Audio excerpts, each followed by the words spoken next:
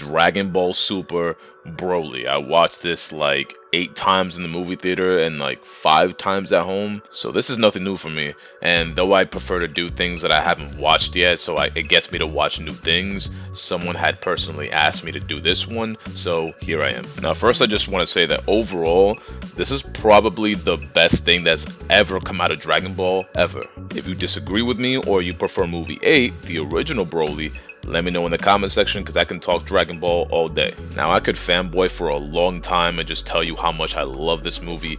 I mean, which I will get to, but right now I just want to get into the things that I did not like about this movie. Now I'm really digging in here because I love this movie so much that I'm kind of nitpicking at things, but the animation, even though it was the best I've ever seen in Dragon Ball ever, there were a few instances in which it looked kind of off, like when Broly attacked Vegeta, like right before that, Frieza's tail looked abnormally large. I mean, it's not that big of a deal.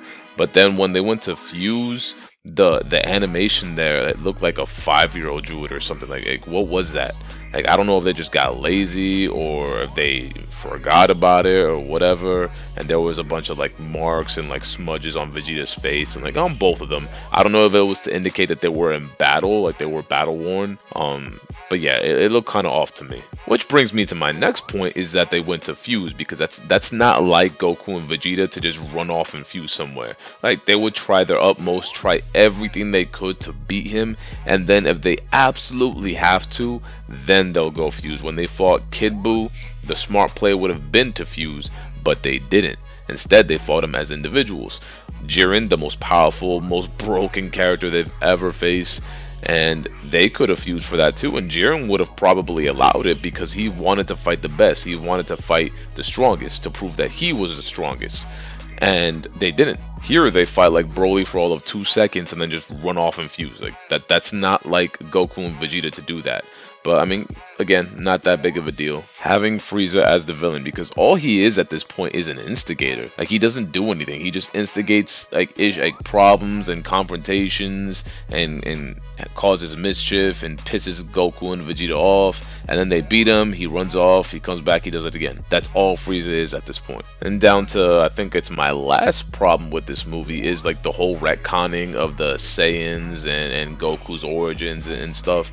Because in the TV special, Bardock was just a typical Saiyan. Like they're portrayed as barbaric warriors that don't really care about anything except strength and fighting.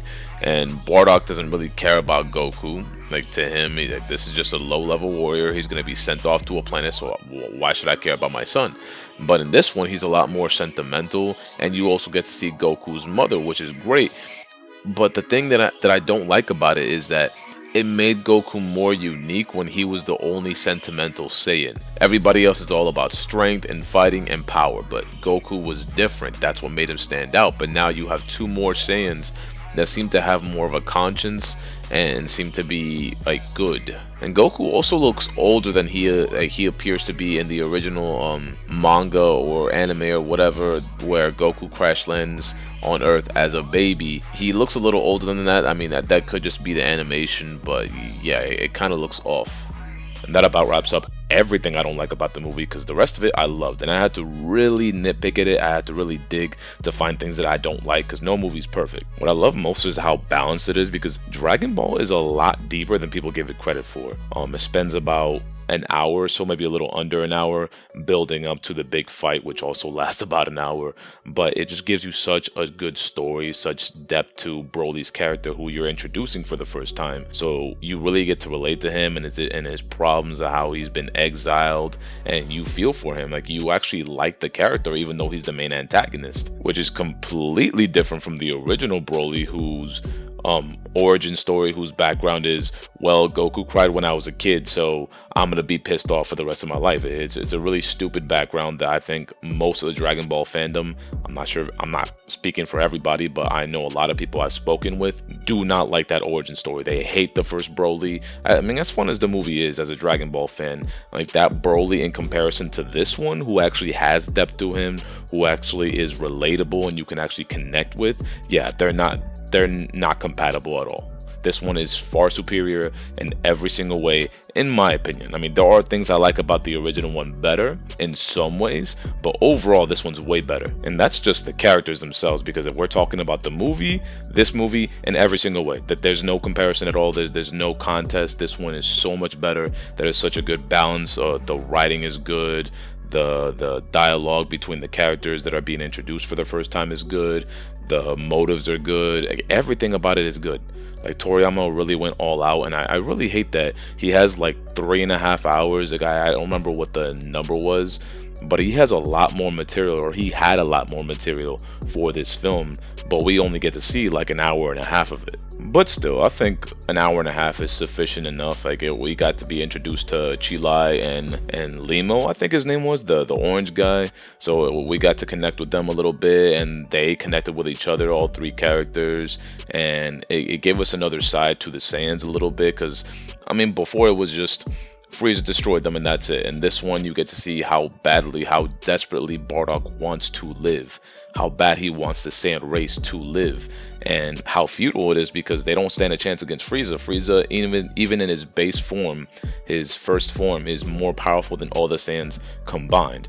So like, it's really sad, it's really hard to watch, but I mean, it's really interesting because we didn't get that before. Broly himself doesn't really want to fight. I mean, he's a Saiyan, so I guess he's always going to fight, but he doesn't want to do all these things that his father wants. He doesn't want revenge, but he's been manipulated his entire life to be this weapon in order to get revenge for Paragus, because it isn't for Broly. Broly was just a kid. All he knew was the life that he had. And I love how they threw the little details in there. I like how he didn't know how to open a chocolate wrapper, or he didn't know what water was. He didn't know how to open the container. When he was on Frieza's ship for the first time, he's kind of looking around trying to figure out what all this stuff is.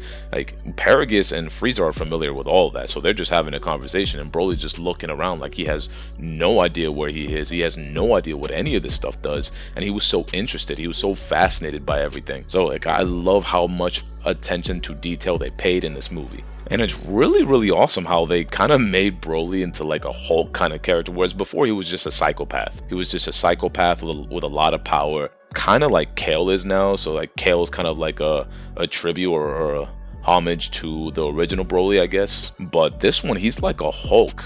He just gets really pissed off and he just doesn't care anymore. Whoever's in front of him, that's who he's targeting. Because when Frieza was in front of him, even though he's been the one that essentially helped him after he was exiled, he was manipulating him.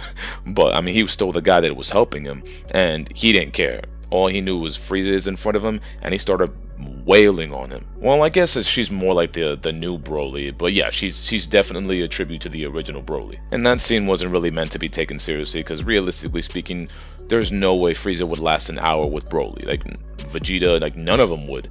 Like, it took Gogeta in order to beat him. Like, I don't think they would have beaten him individually, no matter how hard they tried, but it was more like their characters to try. That's the problem I have with it, but they weren't going to be able to stand against him unless they fused, or if Goku used Ultra Instinct, which we weren't going to see in this film, and I'm glad we didn't, because it would have been too easy. Now, there's been like a big debate like online about what's more powerful, Blue Gogeta or Mastered Ultra Instinct. I mean, it really depends, because you can't really quantify how strong Goku has gotten since the Tournament of Power, and the only measuring stick with Blue Gogeta is Broly and vice versa, so there's no way of knowing. I think Mastered Ultra Instinct and Jiren are both more powerful. I think Jiren is more powerful than Broly, and Mastered Ultra Instinct is superior to Blue Gogeta, simply because of the feats and statements that have been given.